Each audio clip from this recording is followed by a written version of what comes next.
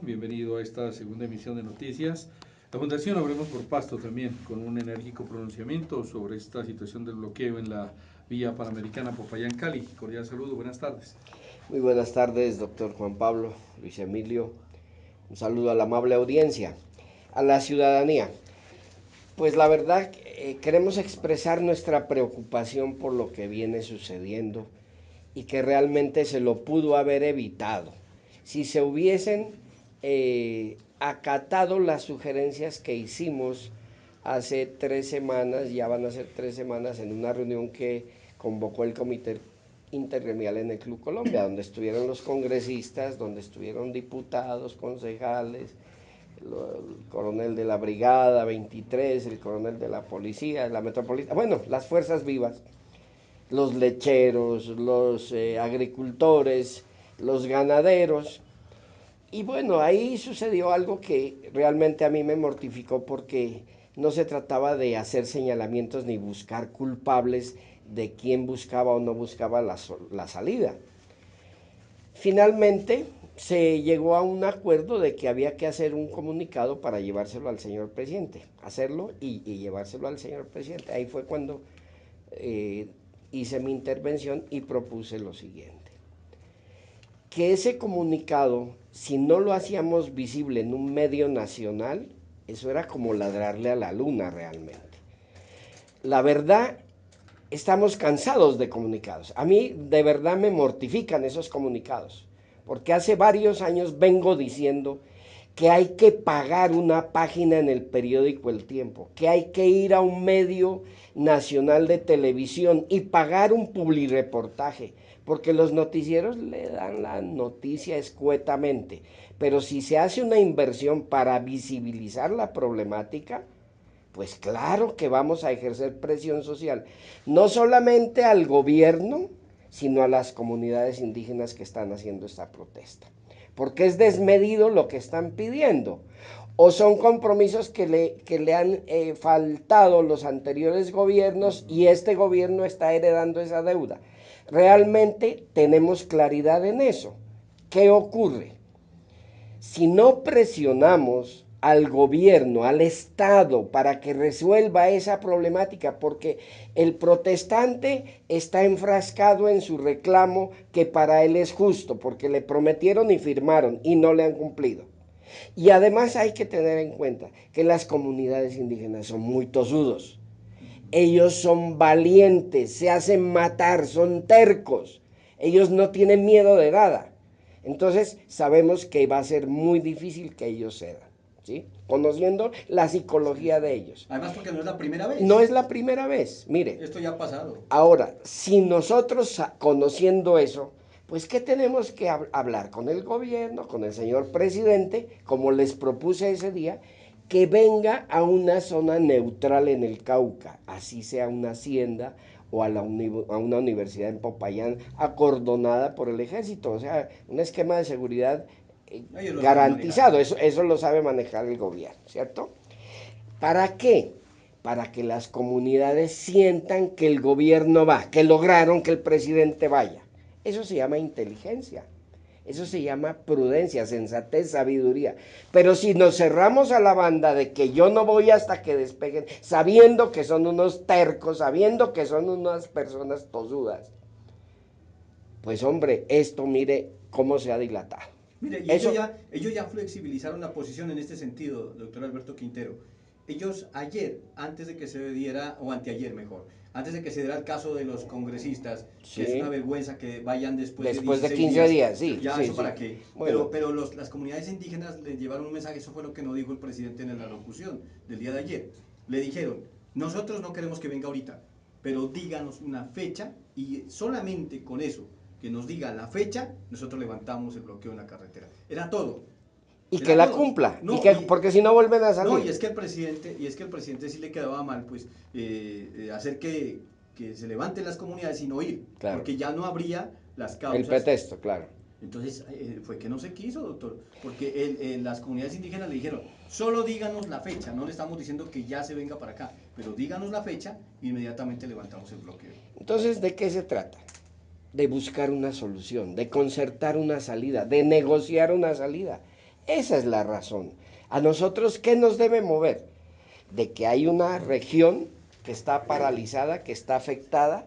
Hay varios sectores, no solamente son los lecheros, eso es lo más visible, o no solamente son los transportadores, porque de verdad que da pena saber que esa gente está parada en las cabinas de los camiones allá en la vía sin tener que comer, que han sido agredidos por estos protestantes.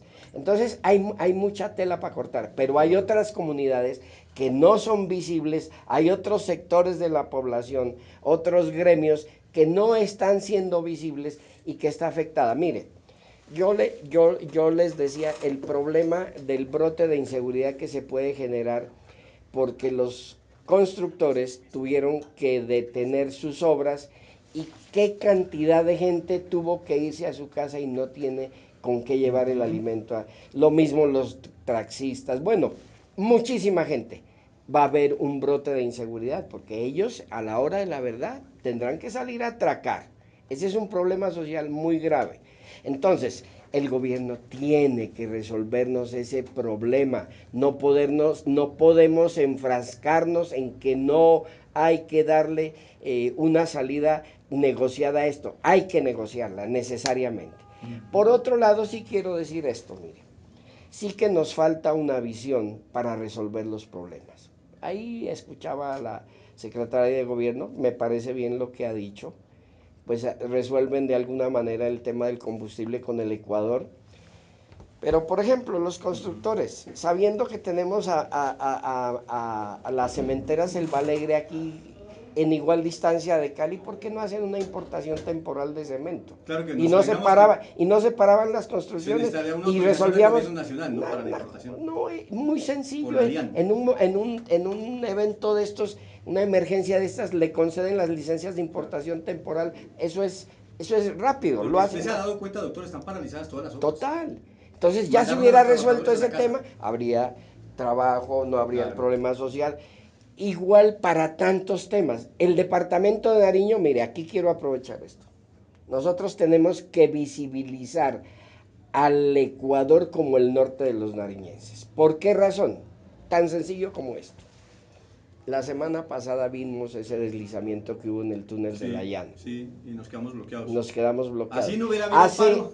En diciembre del 2010, el 20 de diciembre del 2010, nunca me olvido de esa fecha, hubo el deslizamiento allá en el Cauca, en el Estanquillo. ¿Se acuerdan? Sí, claro, ahí cerca del borde. Que duró eso como un mes y pico. Sí, así fue. Póngale atención. ¿Qué tal si hay un deslizamiento aquí en la frontera con el Cauca que nos demore 2 o 3 meses? ¿A quién le vamos a echar la culpa? ¿Al presidente? ¿O le vamos a echar la culpa a los congresistas? ¿O al gobernador? ¿O al alcalde? Nosotros no tenemos esa berraquera, perdóneme la expresión tan grotesca, ¿sí? Esa garra, dijo el padre Mario Mejía hace muchos años, para resolver los problemas. Pues vamos al Ecuador, allá tenemos todo. ¿Por qué no buscamos el Ecuador si lo tenemos ahí a la mano? A nada no tenemos de distancia. Quito está más cerca que Bogotá, por favor. Y nos quedamos oigo escuchar, no, tenemos que independizarnos, Nariño independiente. Empieza la gente a hacer unos protagonismos, créame, de verdad absurdos. Carecemos de un liderazgo para que defiendan los intereses regionales. ¿Quién va a ver para jalonar esa propuesta de independizarnos de Colombia? No, de verdad que es una cosa no me cabe en la cabeza a mí realmente. Entonces eso es fruto de la desesperación, doctor. Claro, es la angustia. La gente busca. La gente sabe que eso no es posible, pero la gente está desesperada, doctor. Es que es increíble. Pero tenemos que ser sensatos, Congresistas, después de 16 días ir a hacer una protesta, mire, eso es grosero. Y lo otro, lo más grave de esto es, mire, para ir a plantear una solicitud o una exigencia al gobierno nacional, pues reunámonos con calma, 1, 2, 3 veces, porque este es un tema muy serio. Pero resulta que se hace una reunión, se proponen unas ideas buscando una solución y lo que se va a decir es otra cosa. Entonces, el uno dijo una cosa, el otro dijo otra cosa. Entonces, todo el mundo, el gobernador los congresistas otra, el comité intergremial por un lado dice otra cosa. Unos miembros, unos gremios del comité intergremial, por otro lado, dicen otra cosa. Entonces no hay unidad de criterios en el departamento de Nariño para jalonar y defender los intereses regionales. Es que ni siquiera Hay los congresistas, intereses doctor, particulares de gremio, de qué sé yo, tantas cosas, ¿sí? O sea, son sesgados los intereses definitivamente. Entonces tenemos que buscar unidad de criterios para buscar soluciones, para ir todos pensando en la misma forma. Doctor Alberto Quintero Arturo, muy amable, de la Fundación Obremos por Pasto. Mil gracias por su análisis y sus comentarios. Una muy buena tarde. Gracias, muy amable. 12:42 minutos. Los periodistas